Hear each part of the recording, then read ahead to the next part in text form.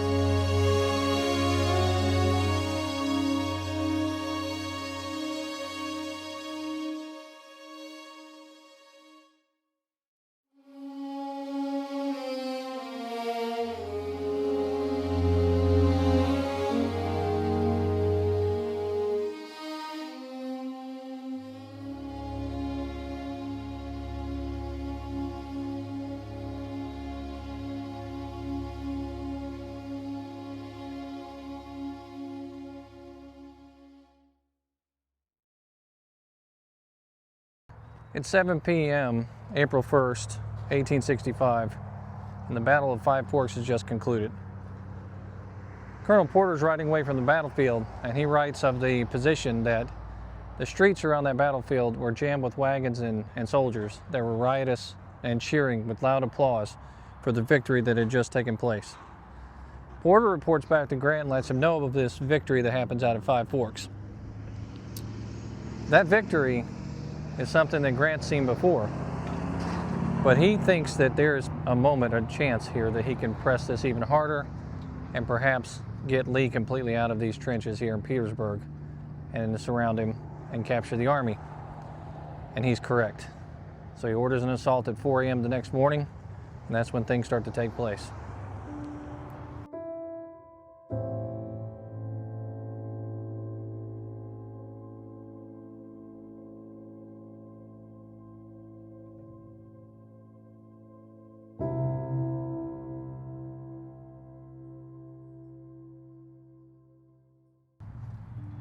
Sunday, April 2nd was not a very good day for the Confederate Army in 1865, 160 years ago.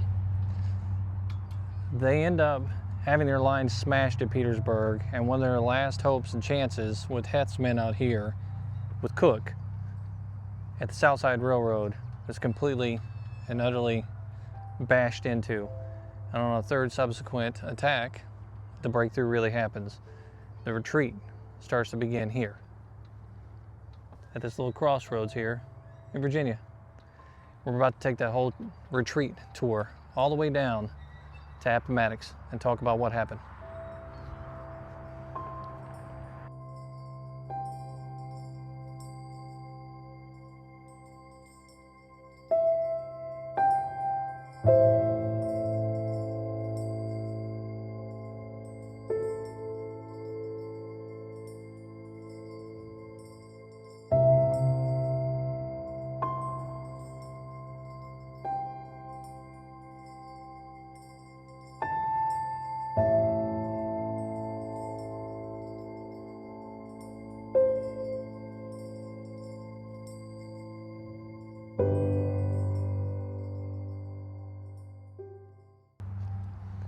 Here at this location at the Sutherland Southside Railroad area, this is where some of Het's men were cut off from the rest of the army, really. And they were over here trying to protect this railroad as best they can. And while they're out here, they are hit headlong. And the Union soldiers that were out here fighting against them said that something happened at this location that they had never seen from Confederate forces before. For the very first time, they could hear Confederates fighting with each other, whether or not to stay here and fight, whether or not to continue fighting, and whether or not all hope is lost. And it's very loud. The fight that's happening within the Confederate ranks is louder than the actual action that's happening in front of the army itself. It's a shocking moment for them.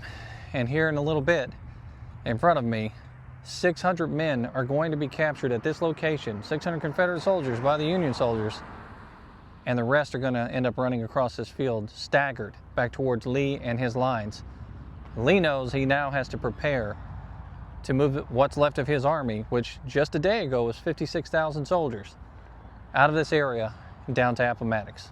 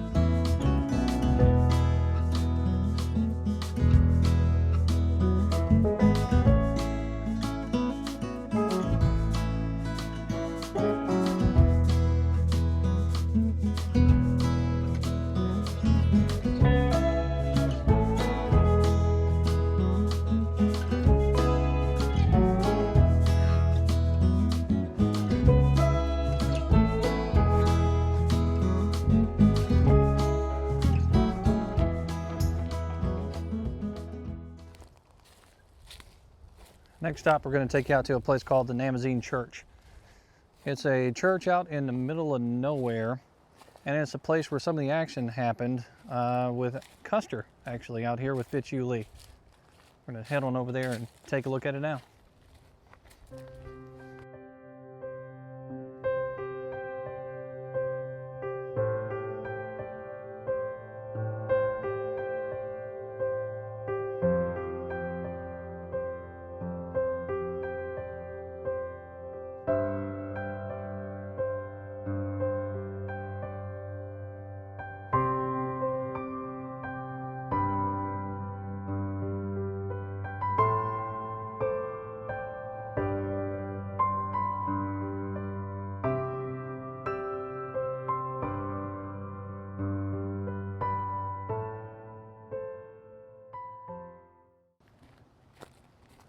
So around April 3rd of 1865 at 9 a.m., Custer's men come charging headlong down that road right there behind me, the Namozine Road. And waiting for him over here are Confederate soldiers, North Carolinians, for example. They're posted up kind of like catty corner in this direction and then facing where this road is behind me, kind of wrapped around where the road is. And the rear guard of that Confederate army is constantly going to be in contact with the Union soldiers out here, and Custer brings his men up here, New Yorkers and Vermonters, if that's how you say that. He brings them up here to fight, and they run headlong into each other here at this location, and some 350 men are captured out here along with their casualties that take place here at the Namozine Church.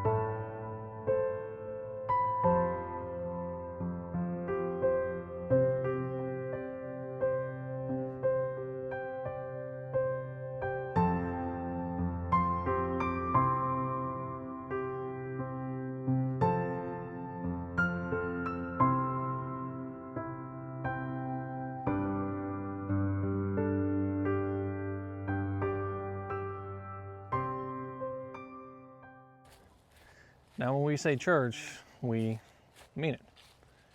There is the church, Namozine Presbyterian Church.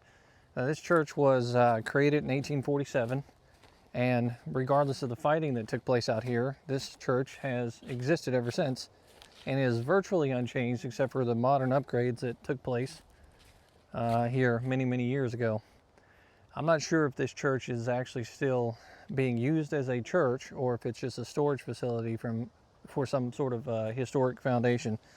I do know it's still here. You can walk around the grounds and check it out for yourself along Lee's Retreat. And if you want to know how to get here, just get onto that civilwartrails.org website and look at the interactive map, and it'll take you out here to this location on Lee's Retreat.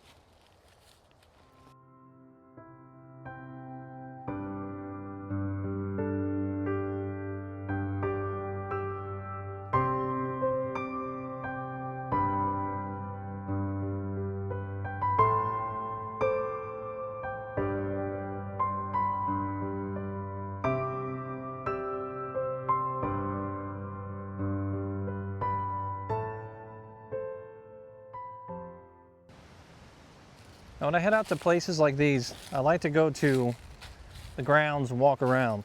Then behind me here, we have a cemetery that's in the backyard of this church. In that cemetery is a grave of John Thomas Burke, a man who was born November of 1855. Now, I like to think about the people that probably went to this church here, the Namozine Church, and it's kind of in the middle of nowhere. But then again, back in those days, most things are in the middle of nowhere. So just imagine that John Thomas Burke was a child probably going to this church here at 10 years of age, and or 9 years of age. And then the Civil War comes raging through this area, and two cavalry units are fighting each other headlong out in this area. What he must have felt after the battle was over with as a child, probably walking these fields around his church, seeing the dead and the wounded laying around here, and all the accoutrements of war scattered throughout from the Confederate soldiers as they were retreating towards Appomattox and really Amelia, because that's where they were trying to meet up at. It's pretty neat to think about that.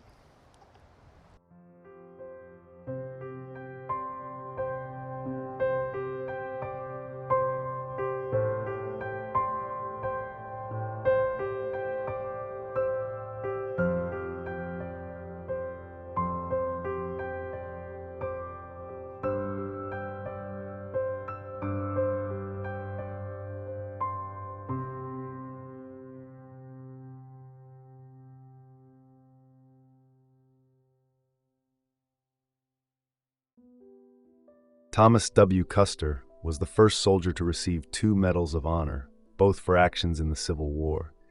His first medal was given to him for his actions at the Battle of Namozine Church. He led a cavalry charge over a barricade under fire, seized a rebel flag, and took 3 officers and 11 soldiers prisoner. 3 days later, at the Battle of Sailor's Creek, Custer again seized a rebel flag during a cavalry charge, but in a much more dramatic fashion. After leaping over a barricade, Custer single-handedly broke a Confederate line. In the confusion, he found the rebel flag bearer and charged at him. The rebel promptly shot Custer in the face, causing him to fall back on his horse. Custer, however, stood up and shot him back and took the banner from him, and later presented it to his brother, Brigadier General George Custer. He was ordered by his brother to report to the surgeon and was placed under arrest when he ignored the order.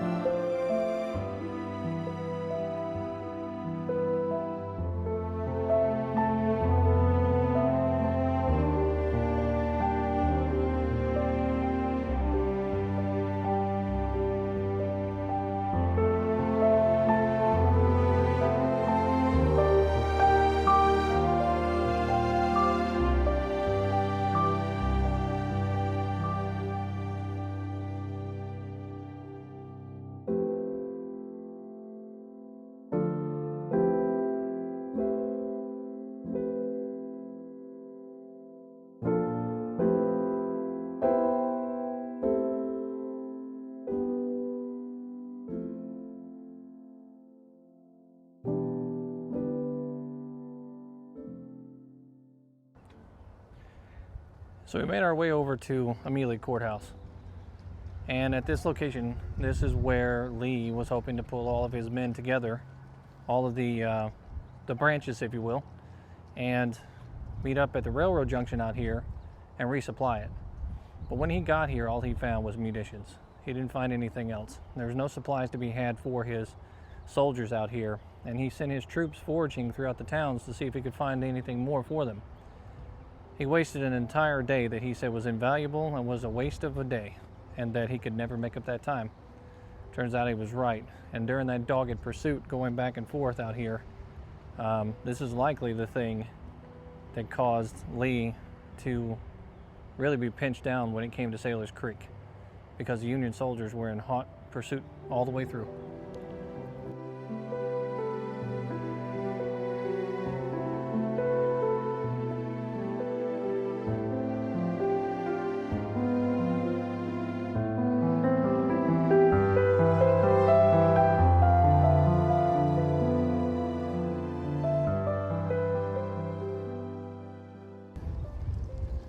Some days is a good day to record, other days not so much. Walking around out here today and there's a lot of wind. A lot of wind recording out here. Hopefully my microphone doesn't pick up too much. If it does, I guess we'll have to try to get it out of there. We'll see what we can do.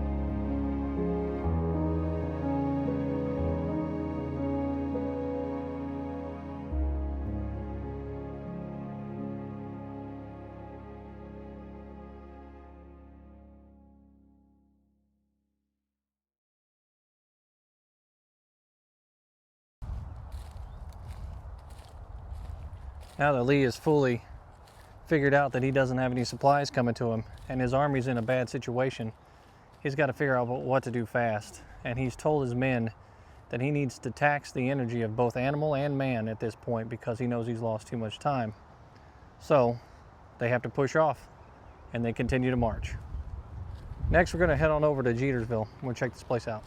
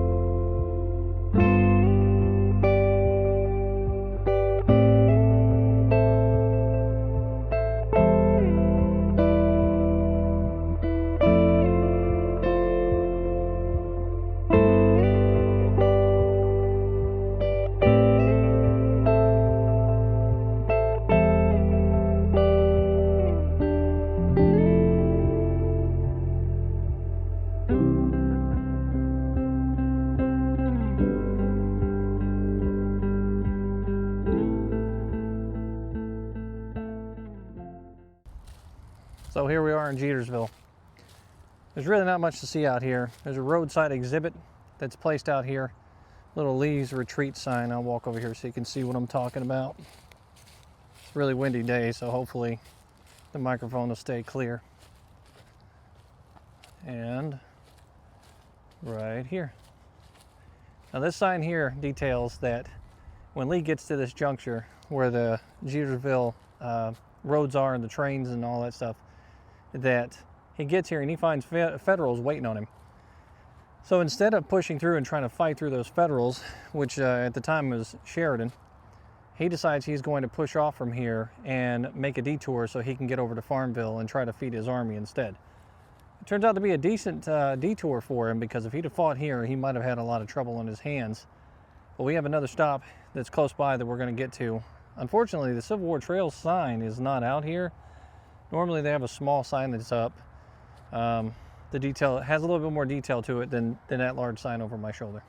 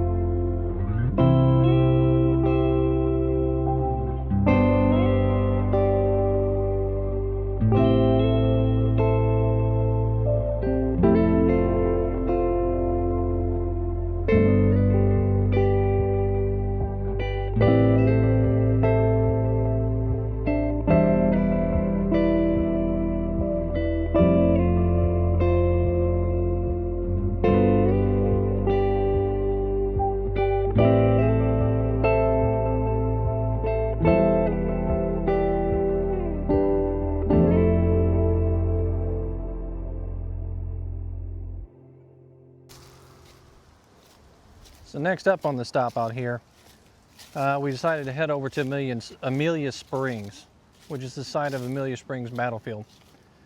I'm standing in it right now, as a matter of fact. All of this behind me here, the wooded area just over my shoulder in that direction, would have been, at one point in time, the Amelia Springs Resort back in the 1930s. And there's a picture on the sign out here, the Civil War Trail sign, that alludes to that fact. But out in this area, General Davies would have swept by here on his way to attack Custis Lee's wagon train. And he made his way out here and fought Custis Lee and Fitzhugh Lee out in this area, and actually captured a bunch of wagons. Now, one thing of interest out here that's kind of interesting to me that I noticed when reading the sign, I kind of skipped over going through the details of the history. When they captured those wagon trains, they actually captured the only known African-American soldiers in the Confederate Army at that time. Now, these men are likely Teamsters and men that were recruited out of Richmond and Petersburg area with the promise of freedom if they fight for the Confederacy. Well, regardless of who they fought for, they ended up getting their freedom anyhow after they were taken prisoner of war because they were with the Confederate Army. So it's a very interesting situation that takes place out here. Now, the disaster that unfolds here leads us to Sailor's Creek. We are about to head over there here in a little bit and make our way to Sailor's Creek so you can see the different angles. And, you know, the idea behind this whole video here isn't to take you out to every single place and give you all the details of the history and bog you down with it. It's to take you to the stops that you're going to go on the Lee's Retreat from 1865 so that you can see the different areas for yourself on this video and maybe help you when you're out there in the field yourself checking it out.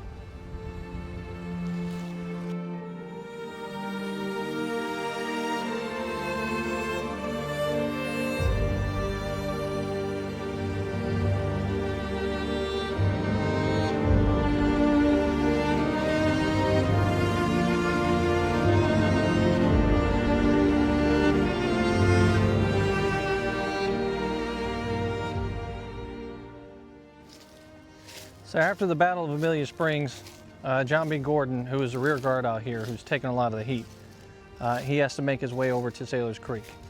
And here in a minute, we're gonna stop at a couple of places along the way that leads us up to Sailor's Creek and the opening act, if you will, for the Battle of Sailor's Creek. There's a lot to see out there at this battlefield, and even though it's just a state park, it's pretty well preserved. It's a beautiful place to go to, especially on a day like today when the weather is so nice out. So let's go check it out. Captain Hugh Maguire, brother of Dr. Hunter Maguire, was gravely wounded in April 1865 during the American Civil War. The message that Hugh was hurt struck Dr. Maguire deeply, bringing his worst fear to life. That night, somewhere near Amelia Springs in Virginia, Hugh lay injured, in need of a surgeon's care, a brother's support, and a comrade's reassurance. On April 5, 1865, the 11th Virginia Cavalry fought fiercely near Amelia Springs. The Federals, in retreat, were pursued by Confederate forces led by Maguire's company. As described by the Laurel Brigade's chronicler, the Federals fled into the pines, but the Confederates pressed on, charging and overwhelming the enemy in a violent clash. Despite the Confederates' small losses, 2 of their best officers, including Captain Hugh Maguire, were mortally wounded.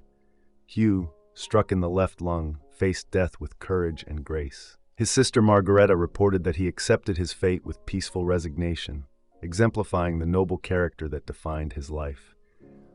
While his family, especially his wife, were heartbroken by his suffering, they found strength in his example of faith and submission to God's will. Captain Hugh Maguire died on May 8, 1865, and was buried in Stonewall Confederate Cemetery, Winchester, Virginia.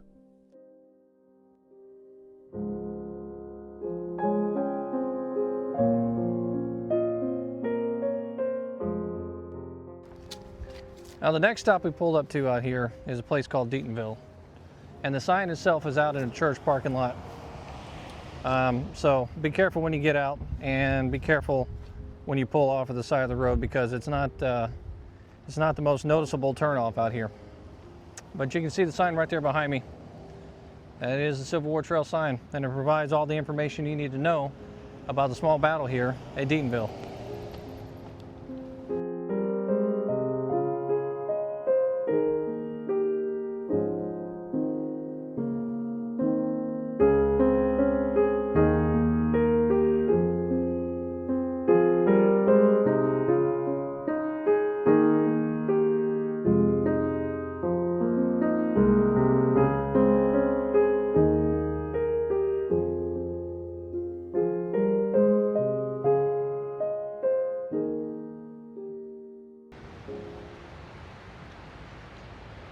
Directly out in front here is a road in a place called Deatonville. Now this is where John B. Gordon's men came marching up through this road here on April 6, 1865. And there's really not much to look at today other than, you know, a couple old homes and a church. And I'm in the parking lot of a church right now of this place.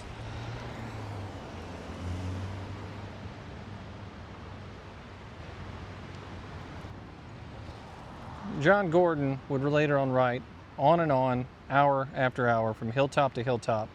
The lines were alternately forming, fighting, retreating, making one almost continuous shifting battle. This, no doubt, was a dogged pursuit, and we had just recently stopped over at Amelia Springs, and we came from off in this direction, making our way up through here, which is the same route that those soldiers would have taken. It's a beautiful drive out here. But I can't imagine being a starving soldier having to march all that distance from Amelia over to here and constantly worrying about fighting. Unfortunately, lost to time are the rifle pits and the hastily dug areas out here that would have been out in these wooded areas and off in this direction here. William G. Lewis's North Carolinian Brigade and General Clement Evans' Georgia Brigade hastily erected a formidable line of rifle pits and breastworks.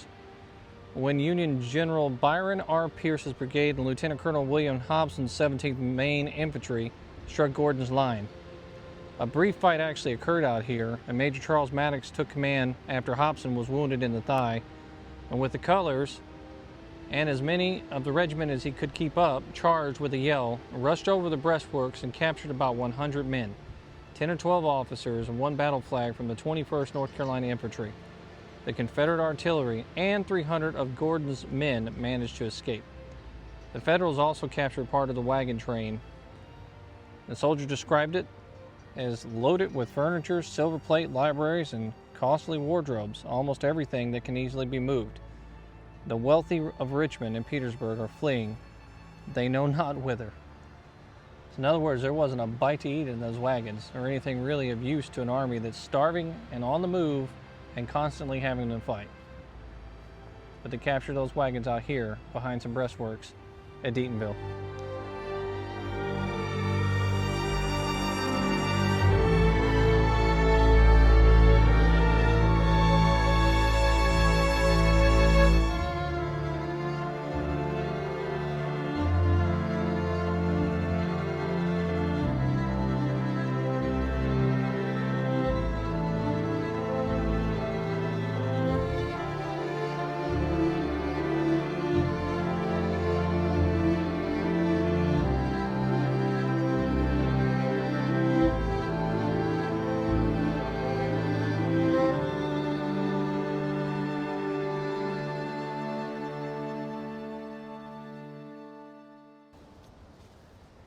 Once again, I'm out here at Holt's Corner, just before the Battle of Sailor's Creek, and this time trying to fight the wind, just like I was in that first video.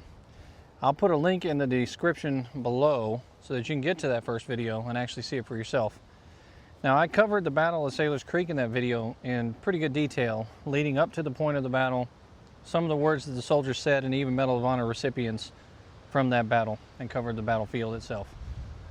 Today, we're just going to take you around to some of the highlights, the points out here. And like I said, right now we're at Holt's Corner. Now, realistically, the Battle of Sailor's Creek happened in 2 or 3 different places. It's kicked off in 2 or 3 different places, and then it formed up in one spot.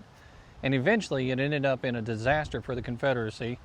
And the Confederate Army pretty much got to the point to where Lee would go on to say, "My God, has the Army dissolved?" He was taken aback by how terribly they were being defeated and how many men were just giving up and surrendering. By the time he got here, this army was worn down, ragged, tired, didn't have any food in its stomach, and was out of just about everything. But still, they pressed on after here, and they continued to fight.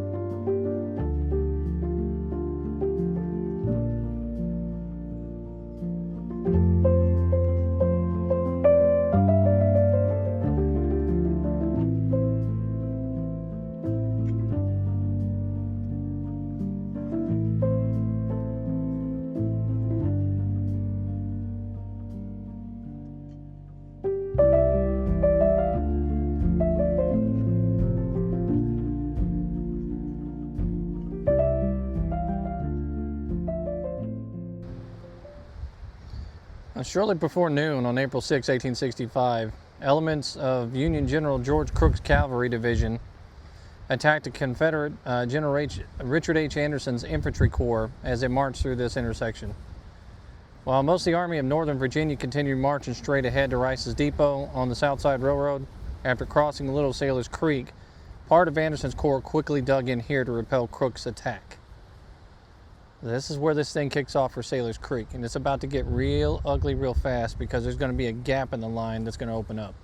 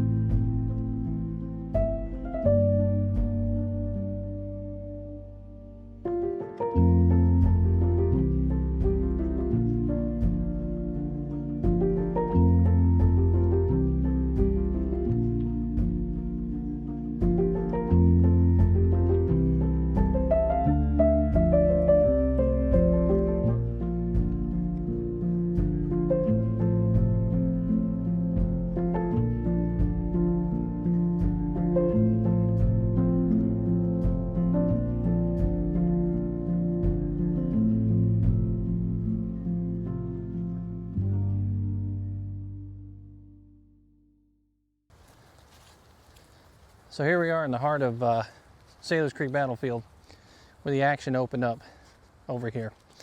And behind me, up over that hill, is the Hillsman House.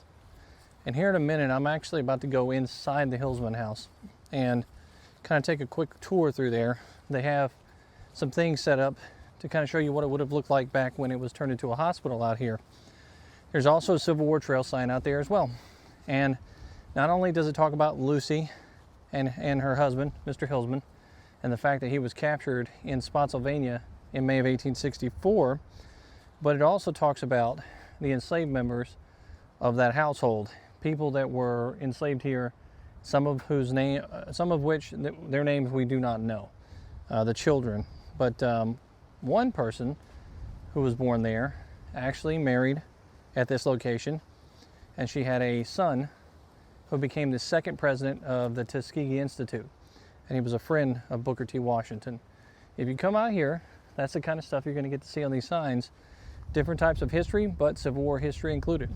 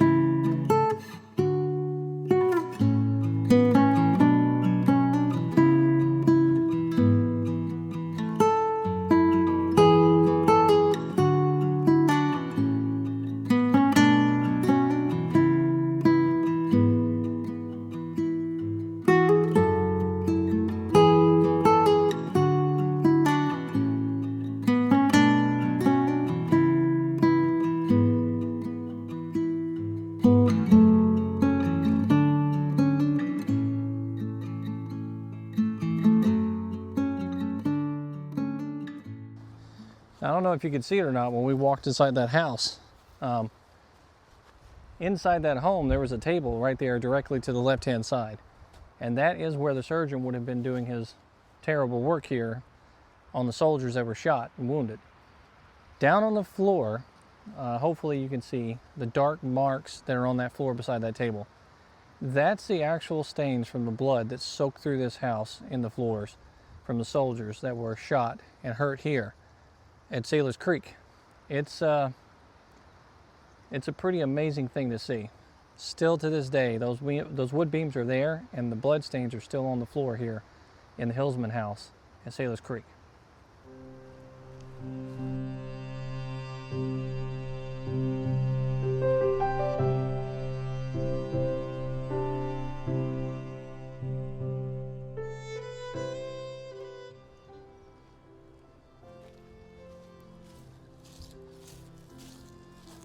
I'm coming down through the wooded area here, right where Sailors Creek actually is. And we're going to take a look at the creek itself.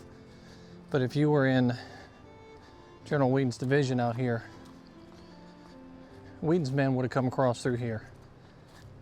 And Sheridan, seeing what was happening, actually looked at Wheaton, was trying to tell him to form his lines. But then in one moment he stopped and said, to get those men across the river, they're demoralized as hell. Talking about the Confederates who were placed up here.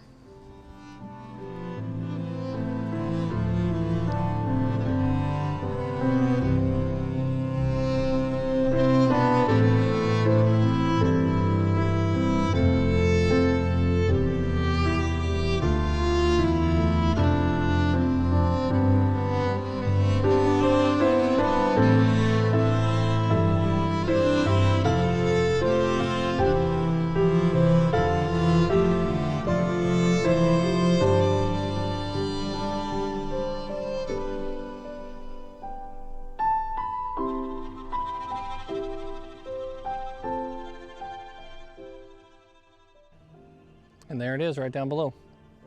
That is Sailors Creek. That is a runoff that comes from one of the main tributaries out here. And it runs through this battlefield all the way across. If on any given day in 1862, 1863, the Union soldiers had attacked the Confederates, this would have been a major impediment and might have cost those Union soldiers their lives.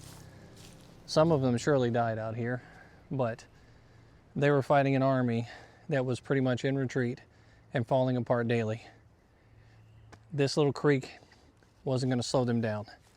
They were ready for a victory out here, and they were ready to try and bring a close to this war.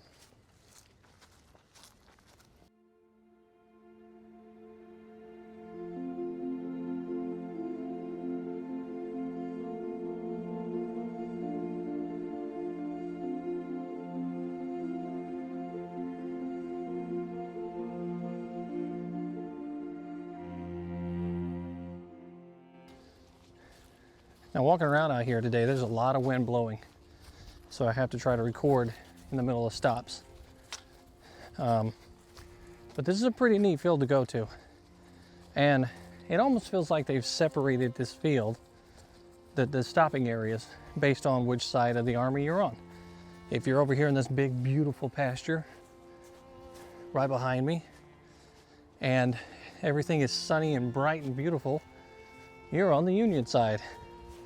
When you cross over that creek, something almost happens. It's kind of eerie when you're over there. The mood changes, if you will. And it's not because I'm a historian and I'm reading things. It literally feels like things are darker over there. I don't know why. And I think maybe it has something to do with the mood that those soldiers set over there. Of course, I'm a bit of a superstitious man, so I do kind of believe in things like that. Maybe some of you do too. If you want more information on the battle that happened out here and a more detailed look at it all, just go to my description here on this video and it'll lead you right to the link for my full Sailors Creek video. It's actually the most popular video on my channel.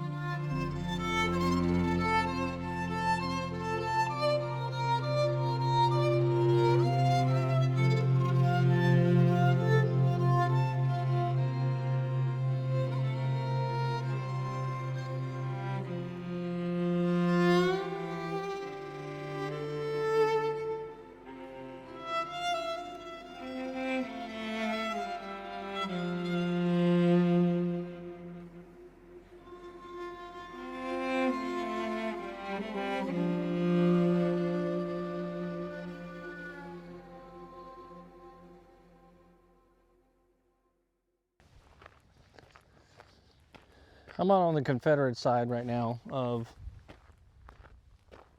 Sailor's Creek. And off in the distance over there, you can see that house, the Hillsman House. That's where the Federals were coming from. The Confederates are over here on the hilltop. And they think they're positioned in a pretty good spot. And had there not been a giant gap in between their army that opened up, perhaps they would have been positioned in a good spot. Because this area here commands it commands all of this. You can see everything for as far as the eye can see. But remember, we have soldiers coming in this direction to attack the Confederates. Also, off in this direction over here, there are soldiers coming in this direction to attack the Confederates. The soldiers over there are going to break. They're going to run. And then the soldiers right here don't have much of an option. Before too long, a major portion of this army is going to get trapped. And they're going to get surrounded, and a lot of them are going to fall captive and end up in a prisoner of war camp. And honestly, their war lasts a lot longer than the men that are going to surrender in Appomattox. The ones that surrender in Appomattox get to go home. The men that surrender here go to a prisoner of war camp, and a lot of them don't come out until June of 1865. It's kind of crazy to think about, isn't it?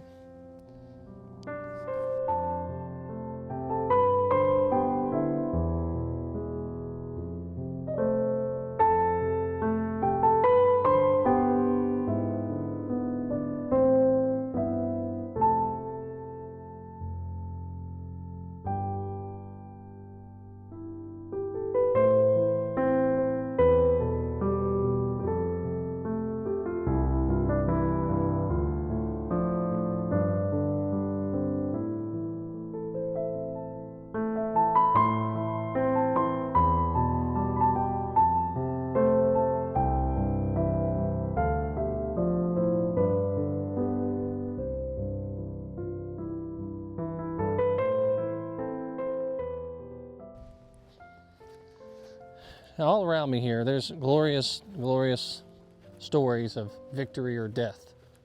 Glorious stories of men fighting for what they believe in and still holding on to hope that their army is going to win, is going to have the day, is going to have victory. But the odds for the Confederates here are certainly not in their favor. These men that have gotten to this point right now, they're not just footsore, they're starving. They're on their last bit of energy.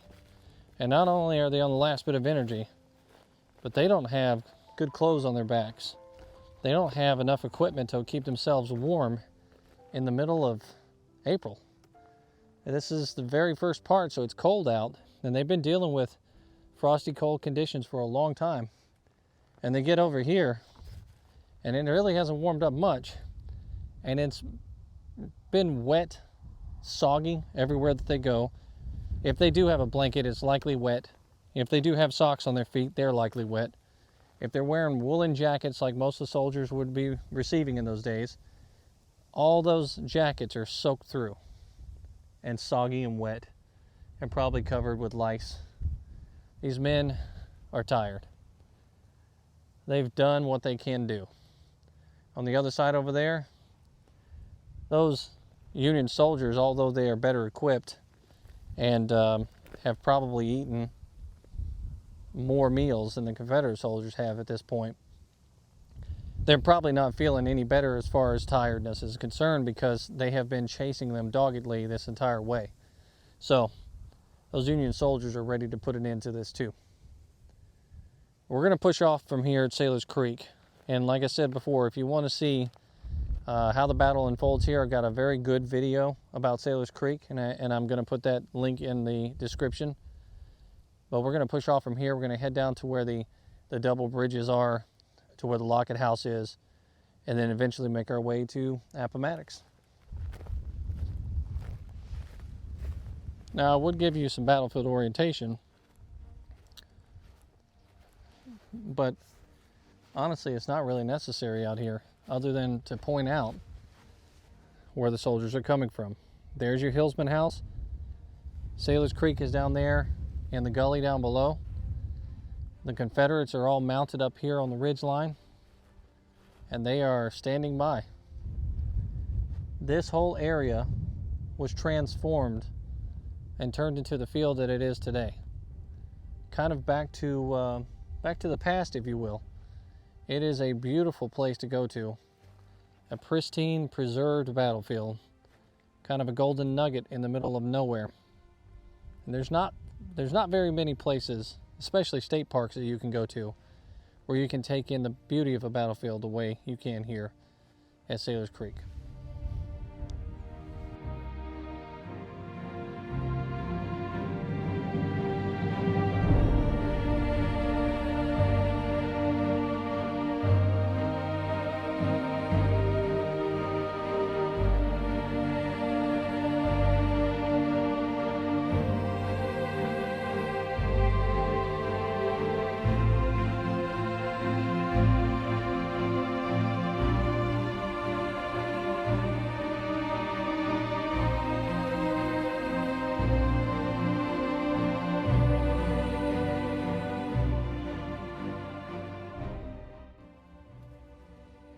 Now, I love a good story about soldiers in places of significant importance.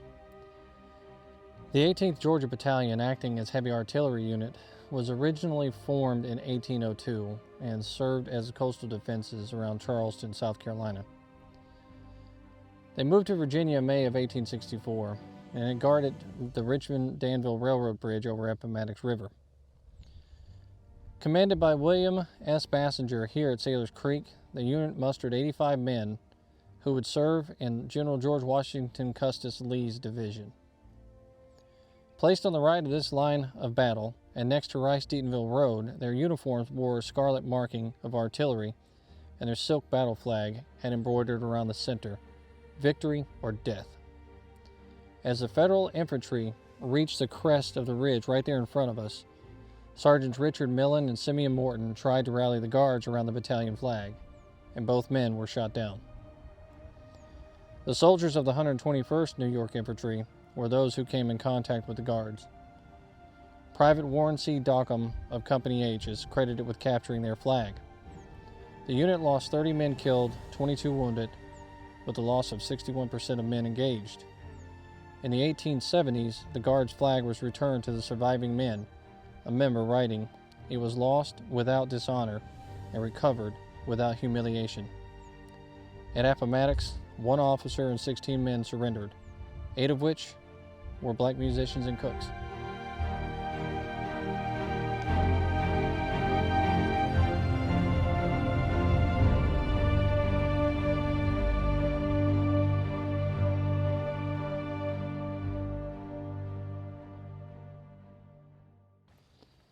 Today, it's kind of hard to imagine it. I'm right across from the Lockett House, and I'm looking at it right now, and it's a big, beautiful house that sits up on a hill. It's private property, otherwise I would have walked around and tried to see the scars that the sign talks about from the battle that took place here. But Gordon's men, standing in the field just behind me, facing the Union Army, likely for the last time. We're in desperate combat out here, trying to protect that wagon train, trying to make it back to the main line with the rest of the army.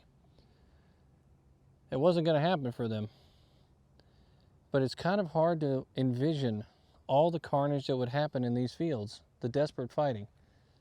Robert E. Lee, seeing what happens at the farms just across the road from me, a few miles up, he says those infamous words about his own army, about it being dissolved. He must have known that the end was coming soon. We're going to make our way from here onto a few other places and then eventually on to Appomattox. But at this location at Sailor's Creek, this is the last real stand that army ever takes. This is the last real battle. Everything else from here is almost like a skirmish, and it's one skirmish after another that fails. And even the fight at Appomattox and at Appomattox Station, it's nothing but a skirmish that fails. The Army It was 56,000 strong when it was in Petersburg before it took off to get over here.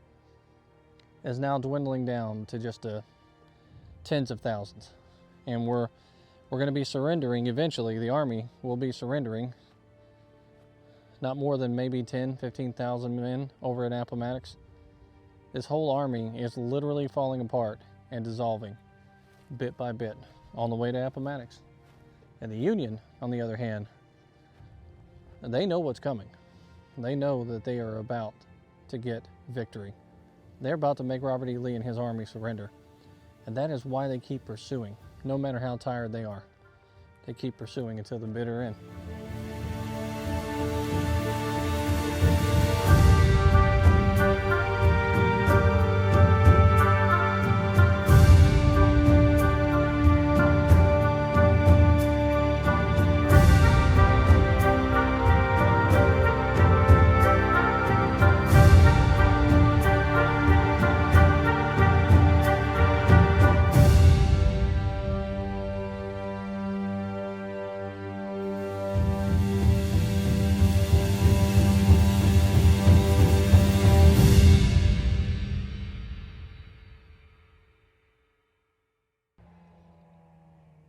My God, has the army been dissolved? That's the words of Robert E. Lee. Out here in this field, directly in front of me, this is where Gordon's men had to try and protect the wagon train that had been rerouted from Holt's Corner to avoid the fighting at the Hillsman House over near Big Sailor's Creek. Out here on this hill, they made a stand and they tried to fight. But they were overwhelmed. Big time. And as a result, some 1,700 men would be captured, wounded, killed, or missing. It's a huge portion of Gordon's men that are lost here in this field and on the ridges just beyond. And when we round this corner here, we're going to go over to a place called the Double Bridges. The Double Bridges is just a small little area where a small creek runs through and a couple of little bridges ran across those creeks so that wagons could get back and forth. Those two tiny little bridges did nothing for the wagon train that was about to roll through there, other than to bog that place down and to prevent these soldiers that were out here in these fields from escaping the Union Army.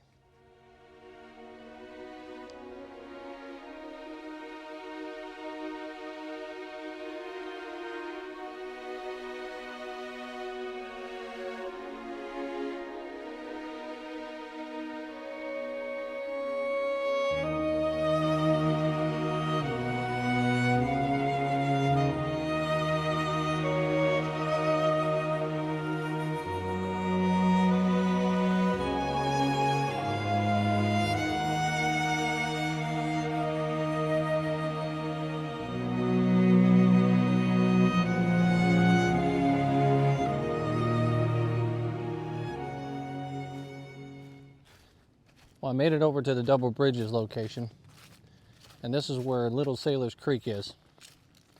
And they've got a small, what looks like a small bridge here, which I'm guessing represents the old bridge, or one of the older bridges that would have been through here. And there would have been two small locations where wagons would have crossed. While Gordon was being bogged down over at the Lockett House, and the fighting was intensifying out there, the wagon train was headed in this direction from Holt's Corner, because they had turned in this direction, and they were trying to get away from the Federals. It was pretty much the bloodline for the Confederate Army out here. And all these wagons all of a sudden come across this tiny little creek that's right here. I'll flip the camera around so you can see it. But this tiny little creek directly right down through here that passes underneath this bridge. And today there's a nice sized bridge here, but it's, it wasn't like this back when the fight was happening. These wagons are bogged down here, and they're having to take their time to get across these bridges. Well, when Gordon's men are being hit directly in the mouth and they're having to withdraw. They come back in this direction because this is the channel by which they have to retreat. These are the roads. They get here and the wagons are jamming up the roads. The soldiers can't get through and they can't make their way out of here. So what happens is the soldiers are trampling over top and trying to get through, around, past, underneath, whatever they can to get past these wagons that are out here. But what really ends up happening is the Federals catch up with the tail end of this wagon train. And they capture a lot of gear. Some 300 wagons, over 1,000 prisoners taken out here. And then what was left of Gordon's men have to head off towards High Bridge in order to rally with the rest of the troops and make their way out of here. It was really an amazing scene. And all up and down the little creek here, you could see supplies just kind of sprinkled out in the water where the wagons had come apart and their gear had been knocked out into the water. There was blood running in the water from the men that were fighting at Sailor's Creek and dying over there. There were accoutrements from soldiers that were drifting down and floating down in this water behind me. And one man with the Federal Army that came up and saw the gear that was inside said that there wasn't a stitch of anything to eat, but there was all kinds of things you could want from a house, meaning they had packed up all their valuables that they could take with them and all the things necessary for war, but they really didn't have anything for sustenance. It's a pretty desperate situation the Confederate Army was in out here. But can you imagine being out here at this place? It's a beautiful place to stand and look at this water and maybe just kind of reflect as the traffic goes by. But can you imagine being out here and all you want to do is just get across this water and get away from that army that's chasing you? But you're in formation. You can't. I don't know. They must have been real desperate.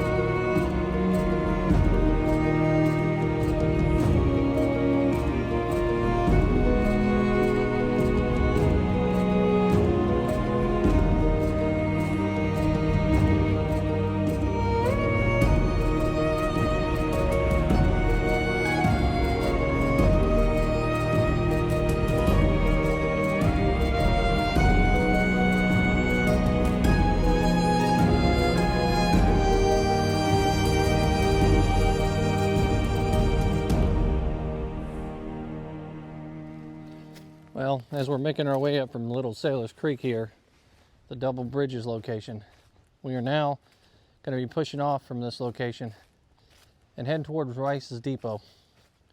Rice's Depot, Longstreet's waiting over there, and the Federals are about to attack him on the exact same day that Sailor's Creek is going down. A lot of fighting happens over there, and these soldiers somehow are going to have to make their way towards Farmville and rally over there. Another battle breaks out there too. So far, this is a pretty cool trip. And these signs definitely help point the way and teach you the lessons while you're out here.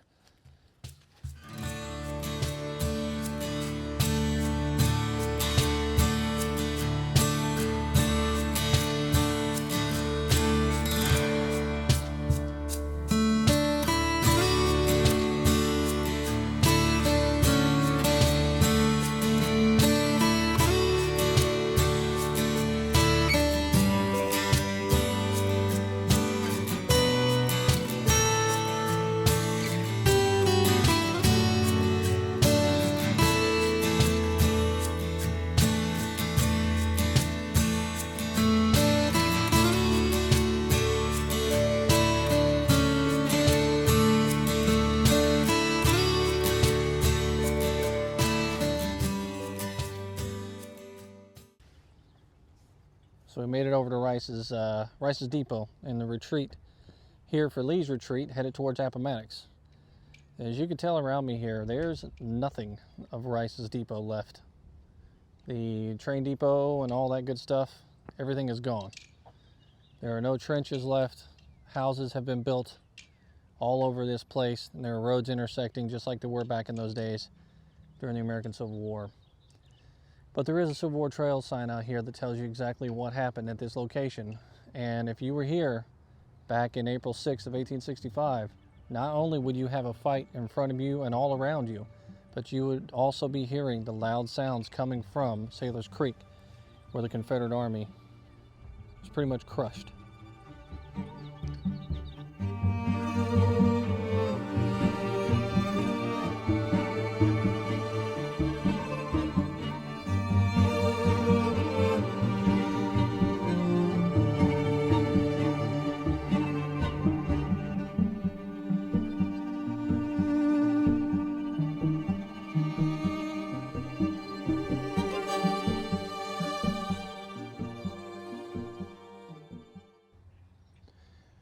A little bit of battlefield orientation out here at Rice's Depot, now that we've made it over here, established where we're at. At this location here, moving up in this direction would have been Ord from the Army of the James. He had Turner, Osborne, Dandy, and Fairchild and Foster out here pressing hard in this direction. To my rear would have been Mahone, Heth, Wilcox, Field, and pretty much Longstreet. And they're entrenching themselves out here in this direction, all along this path, and they are prepared for a fight. Meanwhile, Longstreet's out here, and well off in the distance in this direction over here, he can actually hear the fighting that's taking place at Sailor's Creek. And General Lee is out here where I'm at right now, and he rides up to meet Longstreet, talks to him for a while, and then makes his way back towards Sailor's Creek, where he actually finds out that his army has come under disaster there, and that the Union Army has pretty much crushed the resistance at Sailor's Creek. That's where we just came from not too long ago, from over in that area, when we were taking a look at the double bridges and all that stuff.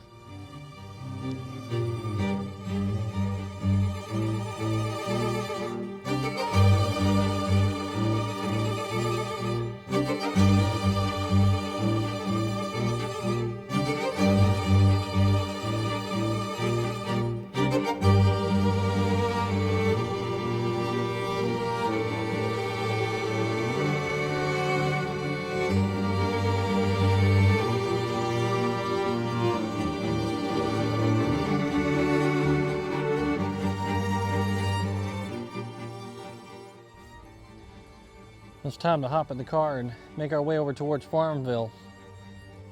I'm gonna grab a bite to eat while I'm out there and check out the sights, get some footage so you can see what Farmville looks like. And then from there, we're gonna make our way down to High Bridge, which is a beautiful, about 2 mile round trip walking distance.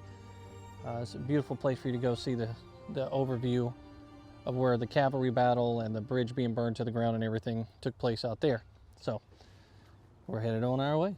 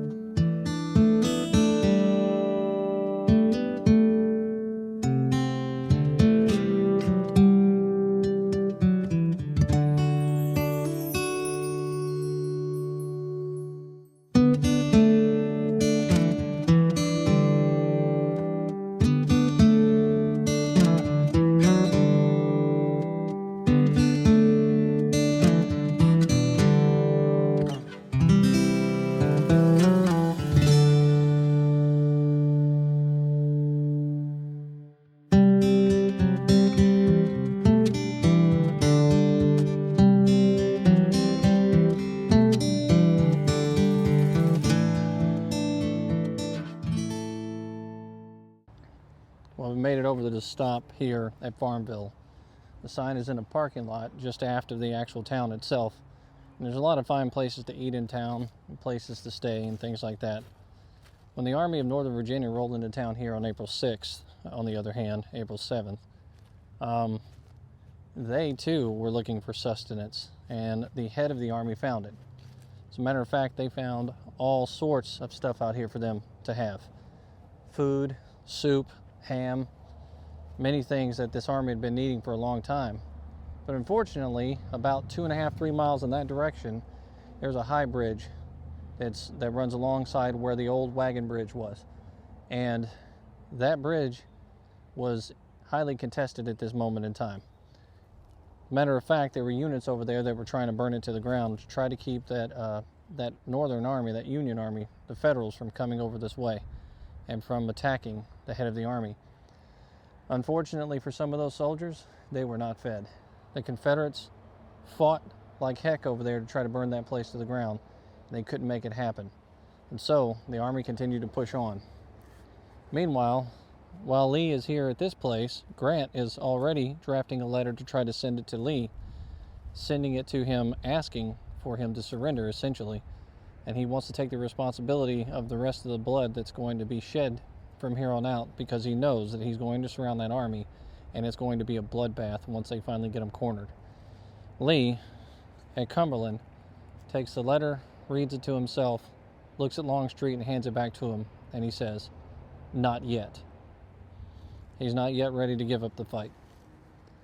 So from here at this beautiful town in Farmville, we're going to push on. We're going to head towards the area where the high bridge is and walk the 2-mile round trip out to where the bridge is and show you the beauty out there, so you can see exactly what you miss out on if you just stop at the sign. A lot of people just stop at the sign, read the sign, and keep going. But we're going to get out there and take a look at it, and I hope you do too.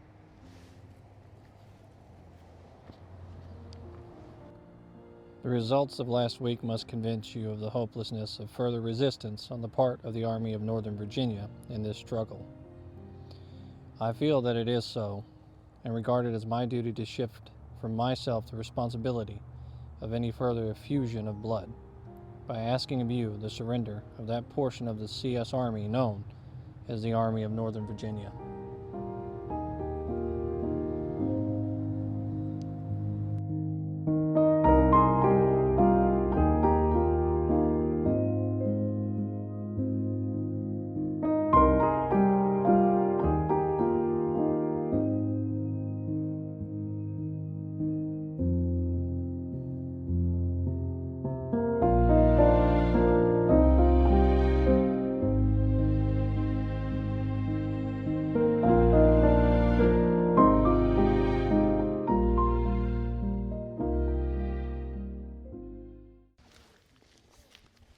The location I'm headed out to now is called High Bridge. And out here in April 6th and 7th of 1865, the forces clashed twice over a bridge, basically, a crossing that the Confederates were trying to burn down, coming in hot over here. Mahone ends up traveling down towards Cumberland, or the Cumberland Church.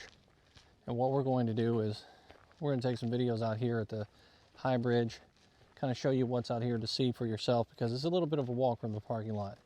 And then we're going to head back to the car and make our way over towards Cumberland Church, where another major clash happened with the Army of Northern Virginia.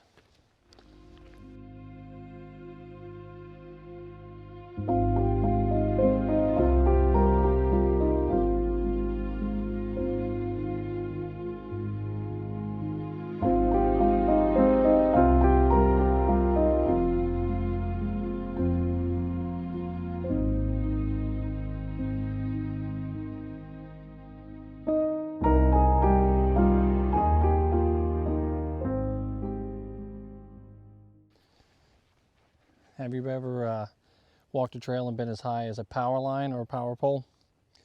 Out here at High Bridge, you have that opportunity. If you look right behind me here, hopefully I can get it in the frame, there is a power pole that I am standing near. See the little blue globes on it right there.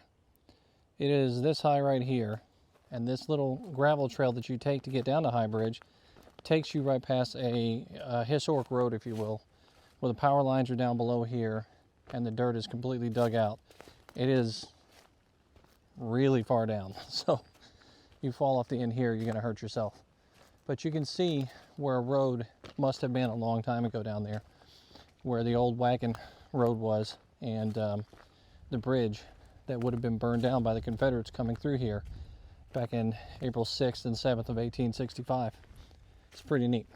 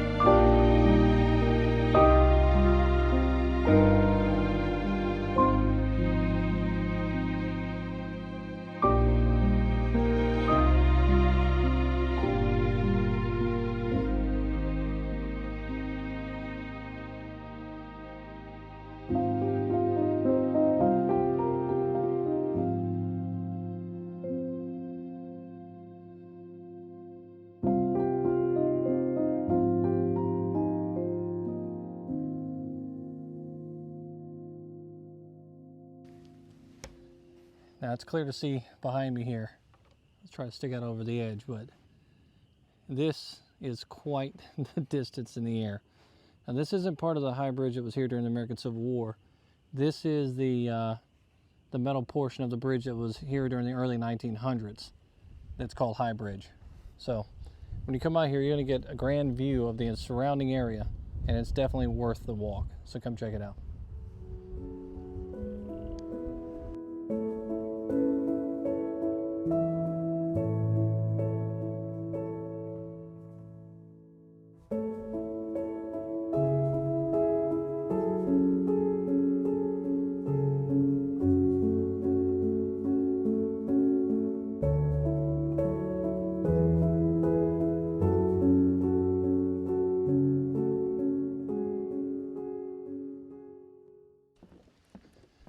Well, that was a fantastic view and a great walk out here, checking out the place where the Confederates would have tried to burn the bridges down that are just over here to my left-hand side. That's the location where it would have been, actually.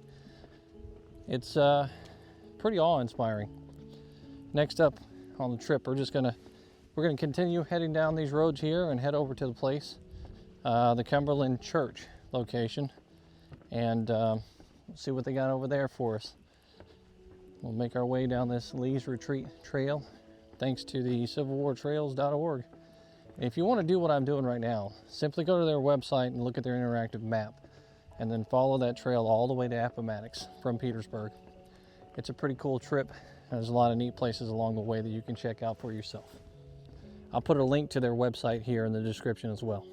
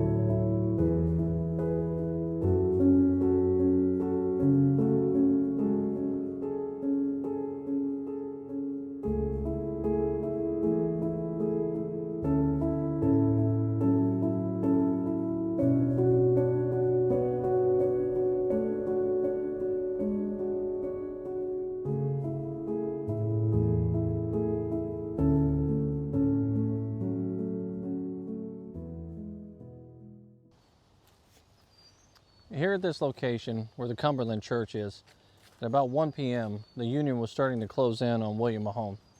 And across the street there, William Mahone entrenched his men and set up a line for battle, essentially, as the Confederate soldiers were stretched down the street here in about a 3/4 of a mile long line, essentially. Eventually, by that afternoon, 4:15 p.m., the Confederates were able to put up a formidable fight and stop the Union soldiers from essentially capturing them here, because they were slowing them down bit by bit and attacking them at every corner that they could. Lee, sitting in the Cumberland Church, which would have been right over here, was inside of that church when he received that first notification from General Lee that Lee wanted him to surrender. And he refused that first request for surrender from General Grant right here at this location at Cumberland Church. Next, we're going to move off to a place called Clifton. Now, Clifton is just an open field, and there's a sign out there that details what happened. It's only important, really, for the reason that the armies both passed by there, and General Grant spent the night there and had a headache, and that's pretty much it. I mean, we're going to talk about the history over there and bring you to that location and continue on our path down to Appomattox. So, sit tight.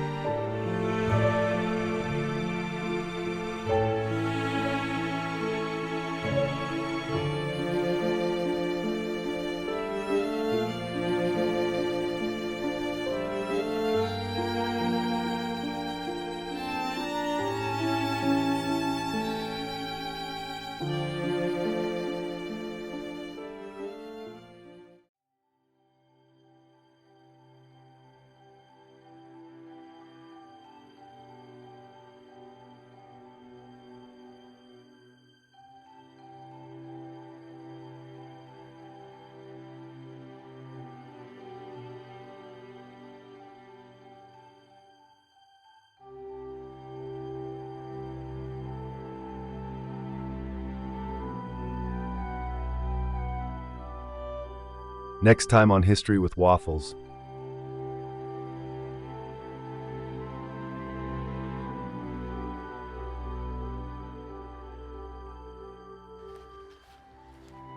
Oop, nope. Watch out for that.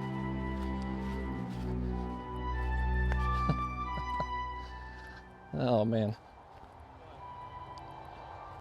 We will continue on the Civil War trails, Lee's retreat, through several major stops, ultimately leading to Appomattox Courthouse. Don't miss the rest of the journey, and make sure to like, comment, and subscribe to our channel.